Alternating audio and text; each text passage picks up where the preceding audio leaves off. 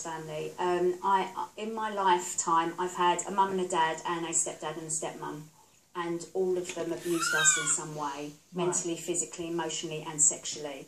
I was actually sexually abused by someone outside of the family.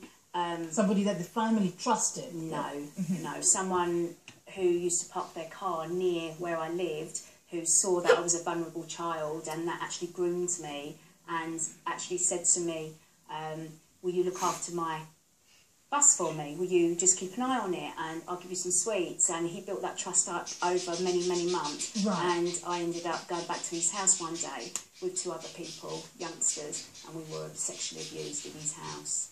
And when you told your parents about this, if you did tell your parents, what did they say? They did believe me, but unfortunately it was a wake-up call for my dad, because my dad was actually abusing my stepsisters and my sister, and when he had to take me to the police... your real dad? Yes, my real dad, yeah. When I was taken to the police station to sort out the abuse that I'd suffered outside of the home, my dad and my stepmum found that that was a wake-up call for them, and they actually moved us all lock, stock and barrel off to Wales for 6 months, and we lived in a tent, so that the police couldn't find them and find out about my dad's abuse. But he did eventually get found out, and he was actually put away in prison for 3 years. Wow, that's really sad, especially because it's somebody who's in the family. That's very sad. Now, the question that we are asking today, are we doing enough to stop abuse, especially to protect children from abuse, especially in the home? Are we doing enough? Please do give us a call, 0208 808 0693. If you've gone through abuse, or somebody in the family is going through abuse, give us a call as well, 0208 808 0693. And of course, Chris is running a group, the Survivors of Abuse organization, where it's private and personal. She talks to you, she guides you so that you don't become a victim all your life. So Chris, I'm lucky to have Chris here on the panel today live, so if you want to ask her anything, please do so. Now, Chris, people don't usually want to talk about abuse. It's something that, we sweep under the carpet, let it stay there. In fact, it's a shame to say that your dad abused you, or your mom, or somebody, or your brother. It's a shame. It brings shame to the family. It actually ruins the entire family. How did you, the people that were abused by your dad, or the person that was abused by your dad, how did she gain courage to actually come out and say, dad abused me? I've just got, over time, I've got sick and tired, because I felt all of that. I felt shame, ashamed, low self-esteem, low self-worth. Yeah, it's our fault. But I got so sick and tired of feeling like a victim and having the power taken away from me, that I decided one day that when I said no and someone actually listened, that little bit of empowerment, and from that day, I then went and told someone about my abuse. And how old were you when you decided that that's it, this is abuse and I'm going to deal with it, I'm going to tell somebody? I felt very uncomfortable with the sexual abuse outside my house. So when I did tell my dad, I was acting funny, I felt dirty, and I didn't want anyone coming near me. I didn't want to be touched. At the age of 7? Was that? No, that was probably about the age of 8 or 9, I didn't want to be touched by anybody, and so they could see that I was quite angry about what had happened to me, and that's when they talked to me and got it out of me, and that's when we went to the police station. But with the subsequent abuse, because I was older with the abuse, so I was able to say to my stepdad, for example, that what he was doing to me was wrong, and I wasn't going to tolerate it, and I actually physically kneed him somewhere when he tried to abuse me, and that I stuck up for myself, so I was able to actually tell them that I wasn't accepting it, whereas a lot of people, especially children, don't have that courage, because they're constantly told that someone's going to get hurt if they tell. Right, but yes, this is what I wanted to come to. How do you tell an 8 or 9-year-old child, you know what, if this is what this person is doing to you, please, come and report to me, or come. And maybe the 8-year-old or 9-year-old doesn't even know anything about sex already. How do you bring yourself to really make them aware of what might happen? There's not enough going on at the moment to tell children that the abuse is actually happening. Right. They probably, things are happening in the home maybe, and they're probably wondering, is this normal, is it not? They probably don't even know, because when you do have that happen to you at a young age, it's normal. Right. That's going on in your environment, so that's normal to you, so you don't know that it's not normal. But it's only when you go to other people's houses and see what a normal family is like, then you start to question, and that's Right. exactly what happened to me. When I went to my friend's home and there was no shouting and there was no over-longing, loving cuddles and touching and all of that going on, you sort of like realise that there's two different ways of being treated and brought up, and then you start questioning stuff. But I think if at the time I was at school, if there was someone coming round the school and saying, this is love, proper, true love, family, clean love, and this is abuse, I would have been able to go to someone and say, actually, what you've just said to me, that's happening in my home and I don't like it, can you help me? That would have been great. Right. If there's somebody watching at the moment, if there's a parent watching whose daughter or son is going through abuse, what advice do you give to that parent watching at the moment? Just to listen to their children, really, and take what they say, take it to be true, and then go and get professional help. I mean, there's the NSPCC helpline, 0800 1111, and get the child to talk to someone that is from a professional capacity that can actually help them. But don't ever, ever say to that child, I don't believe you, because then that is actually... That happens a lot, Chris, doesn't it? It happens a lot. It happens a lot, Yeah. especially in the family. But why do you think that happens a lot? Why is it that the family does not want to believe? I mean, an 80-year-old surely does not just randomly say, I've been abused. No. You know, why does that happen? And they wouldn't actually come out and say, Mum and Dad, I've been abused. They Right. would actually say, this has happened, and it will be so explicit that they won't even know that children don't have sexual education that young. So if they're coming out with something explicit And tell you and in tell you detail to detail what's going what on, happened, Yeah. where they touched. Yeah, absolutely. Would you turn around and say, you know what, that's a don't lie. believe you. know, he can't do that to me. Precisely. Or can't do that to you. Yeah, so, you know, I think the mum or the parent needs to listen to what the child is actually telling them or displaying to them, and then dig a little bit deeper and then get proper professional help. But there's a lot of people that think that, you know, if they tell social workers, for example, that their children will get taken away from them. That is one huge fear that It the is a parents huge have. fear, but what's more important, the family reputation or the child and the damage that the abuse has done to that child? Right, that's another angle to put it, because obviously once it's been put on record that your child is getting abused at home by family members, Yeah. automatically the social services might decide, you know what, it's time to say goodbye to your children, we're taking your children. And that puts a different angle to the family again, you know, breaking the family. So do you think that one of the reasons why people keep abuse in the family quiet, even the people that are being abused, do they do it to keep the family intact? No, I just don't think they know that it's going on, or if they do know it's going on, they are under some kind of fear themselves to stop it. Because we know that my mum knew the abuse was going on, especially with my stepdad, and my mum's still with my stepdad, and we still to this day, Even after all this abuse, your and we've mum written a knew book, it. Right. Yeah, but we still don't understand why she's still there with him. There's something called the Stockholm Syndrome, where people are taken hostage and they actually come round to actually love their captor. And I think that's something like that's going on with my mum, because if you actually speak to my mum, she absolutely loves my stepdad. And you think, how But does she accept that he did whatever, you know, he's been accused of doing? No. When we She does not want to when know. we first took my stepdad to the police, she come back from the police station shouting her head off at me, saying, "What have you done? You're telling lies," etc., etc. And I'm like, "I'm not telling lies. My sister's told me the truth. I know what he's like because of what he's done to me. So that is the truth. If you can't deal with the truth, then you've got to live with that, but we know different. Whoa, whoa, incredible. Now let's talk about the survivors organization that you run. Do you run that as well to help you with what you went through?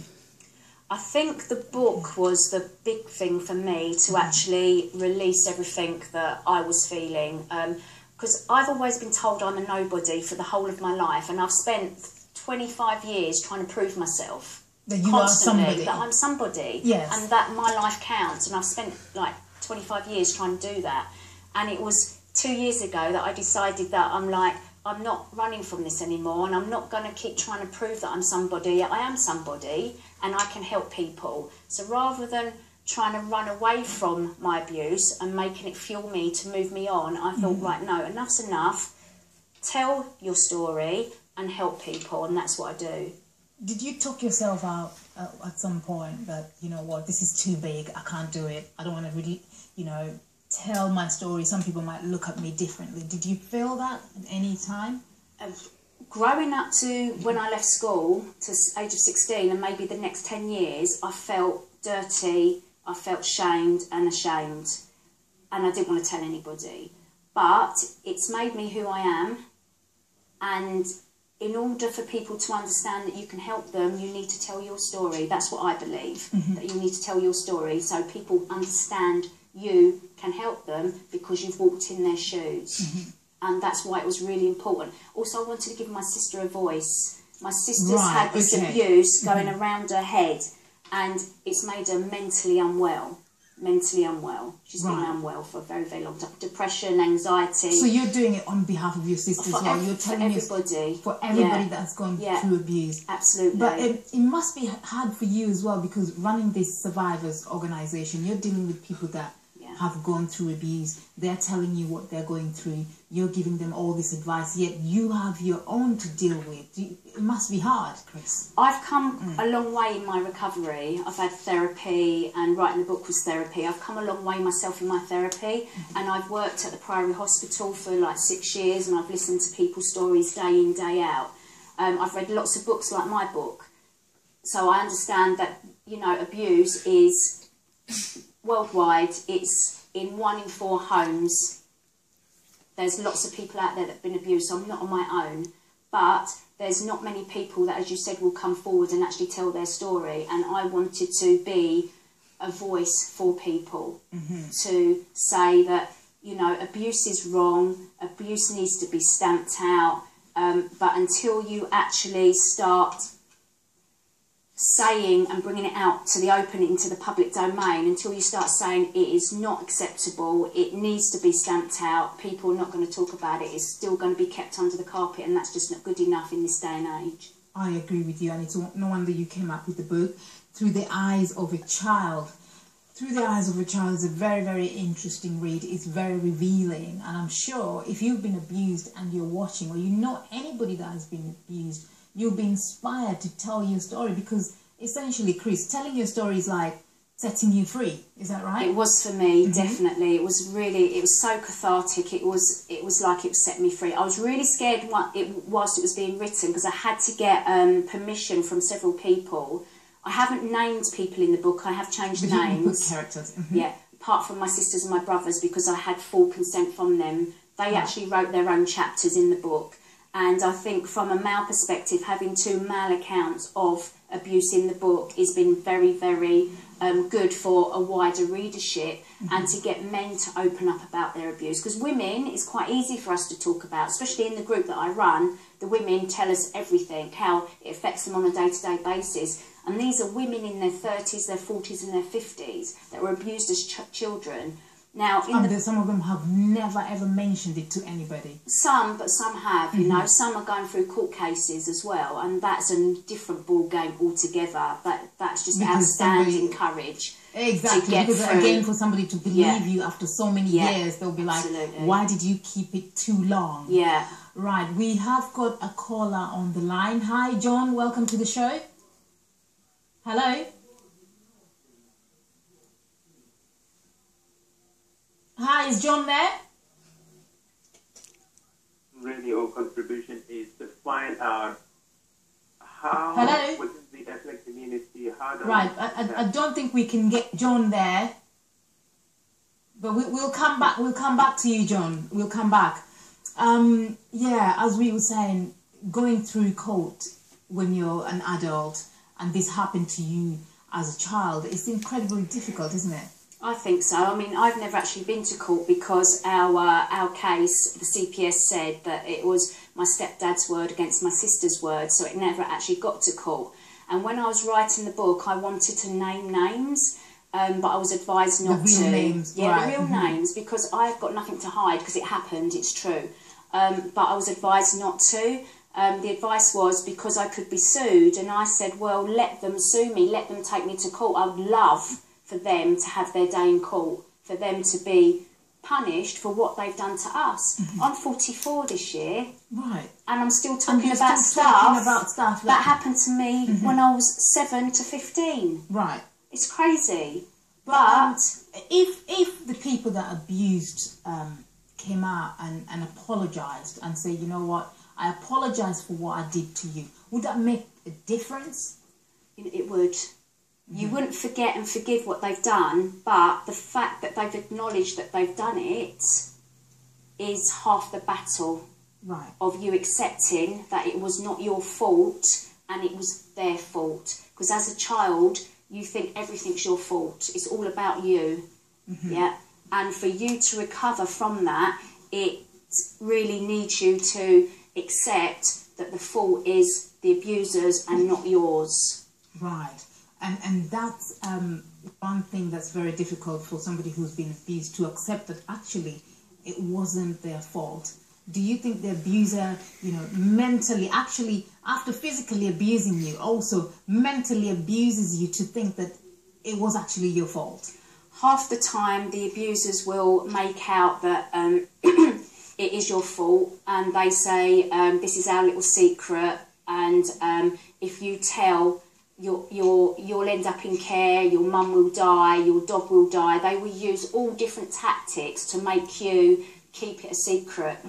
And you start feeling the shame and feeling dirty and all of that. So you don't want to tell anybody because you think that, one, they're not going to believe you, and two, they're going to think that you're a dirty person and that you're going to contaminate them in some way. So there's lots of stuff going on inside you when you are an abused person, definitely, and it is hard to speak up. But as you said earlier, when you do speak up and speak out, it does set you free. Right. And it doesn't mean that you have to write a book to set yourself free. No. It means you could just write it down for yourself and burn it. It means you could have therapy and talk it through with someone. It can be in any way that suits yourself. But I think the more you keep it in your head and don't tell anyone, the more you internalise it, in my experience, the iller you will be from it. The mental health issues. And it will catch up with you at one point in your life. Abuse will catch up so with the you. key thing for children is to tell. Always tell. Yeah, no matter what. Because there are some cases where children, and I just don't mean small children, teenagers, have not been abused. And they've said they have been abused. But that is so rare. Very, very rare. A very small number. Very small. I mean, an 80-year-old really wouldn't rare. come out and say... No, they just they've wouldn't. been abused, No. yet they haven't. Because they don't know what abuse is. They Right. don't know what sexual touching's all about. They just don't know at that age. Unless they've been shown or it's been done to them, Which means that was abuse, which they didn't know was abuse. Yeah. Right. But abuse is just not sexual abuse. It's physical abuse. It's mental abuse. So, a child could be in a really loving home. So, not loving home, nurturing home. So they could have clean clothes, food on the table, but the love's not there. Right. And so they could be devoid of all emotional growth, if their parents don't support them in a very in a good way. Right. I think we have another caller. Hello. Hi. Hello. That was a bit distorted there. Right. If you can send us your messages via Twitter or Facebook, we'll read them out. But please keep trying. The number to call 028 808 0693. Yes, Chris, as we were saying, abuse is not just the sexual abuse. No, it's you not. know, you can be in a home where you're nurtured, but then The love's not the there. love is not there, so Yeah. that is still abuse. It's still abuse.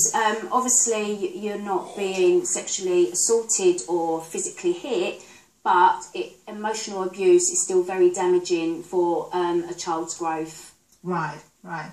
Now, your sister went through abuse, you went through abuse as well, and of course there's been mum and dad involved, you know. Has this sort of split your family into 2 or into 4, or what effect has it had? What happened was with the siblings, my brother left home when he was 16, I left home when I was 16, so as soon as we were legally able to, we left home. Right. I thought Were you waiting to leave? Yeah, well, no, yeah, absolutely. I thought I was protecting my siblings by doing what I did, but as soon as I left, the abuse then just went down to the next person. So The younger ones? Yeah. When I wrote the book, when we actually all got together to actually come together and tell each other what went on, the abuse that went on after I left. So you was found staggering. out that there was more going on? Yeah, yeah. Wow. Yeah. So did you wish you would have stayed behind I longer? couldn't, Pauline, couldn't. I had to get out then. Otherwise, I probably would have done something physical to my stepdad. Right. Yeah, something physical would have happened if I'd stayed. I had to get out. Right. So how did you feel when you found out that the younger ones that you left also went through the same thing? Did you feel guilt, like maybe you should have stayed to protect them? I know I couldn't have stayed. I just know I couldn't have stayed. I didn't think that the abuse was going on to the extent it was when I'd left, because I would pop back every week and make sure that everybody was okay. But obviously my siblings, they would just say, yes, everything is okay. But it was when I was 18 and working in Wolves in Penge that my sister actually came in to me and said, what I wrote in my diary is true, and that's the day that I took her to the police station and found out about the abuse that she'd been going through at the hands of my stepdad. And then, as I said, when we were putting the book together 18 months ago, then I found out the extent of the abuse from all my other siblings as well. Whoa, whoa, whoa, whoa. It's incredible. Do you think that your stepdad would pick up this book and read it? No. What about your mum? I've tried to give the book to my mum about 2 months ago, and she just went, that's nice, and that was that. So she hasn't read it? No, no. Do you think secretly she wants to read it? No, because otherwise then she'll have to face up to what is actually gone on in her children's lives. And I don't think she'll be able to deal with it. Wow. Now, if there's a mum watching, and a mum who probably, and these things happen, probably has a partner, you know, like your mum, but maybe thinking, you know, there might be something going through, you know, might be, my partner might be abusing, you know, my child, but how do I confront it? Is there any advice that you would give to any mother like that? Because these things happen. They do. They happen all the time, unfortunately. I would just, if you think something might be going on, keep your child by your side. When that child is not by your side, know where they're going, what they're doing. Just keep tabs, mental tabs of what is going on, but just keep your child safe. I think that's what us mothers just want out of life, is to keep our children safe. But, you know, there are lots of loving dads out there that are just loving dads. They're not abusive parents. But as an abused person, I see lots of people as abusers. And do you become extra careful? You get so extra sensitive about everything. And that gives you hang-ups yourself about bringing your own children up and what you allow them to do. If you let them stay over at someone else's house, if you let them go and play with you know, around someone's house or sleep over, it just has a knock-on effect. The first thing that comes to your mind is my child's going to get abused. Well, not that they're going to get abused, but who are the parents? What do they do? Are they okay? You're just extra vigilant on behalf of your own children. Right. Wow.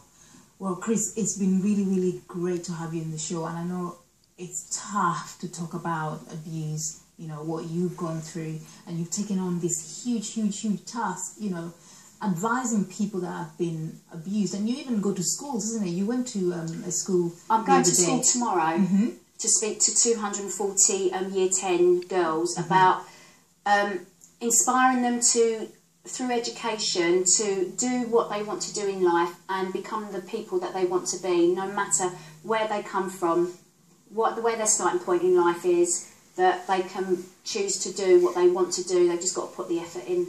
That's what I'm doing. Put the effort in. Absolutely. And for whoever wants to write a book as well, Yeah. what would you advise? You know, because sometimes we look at a book and we say, "Oh, it's a huge task." It is a huge task, but I had help. I had to